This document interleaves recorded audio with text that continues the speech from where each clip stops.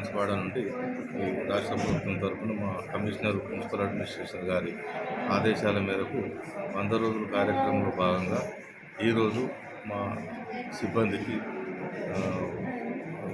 Medical camp ఏర్పాటు చేసి వాళ్ళ గురించి మంచి చెడు బాగోలు చూసుకోవడానికి ఈరోజు కార్యక్రమంలో భాగంగా కార్యక్రమంలో ఈరోజు బాన్స్వాడ పట్టణం మున్సిపల్ కార్యాలయంలో హెల్త్ చెకప్ క్యాంప్ ఏర్పాటు చేయడింది.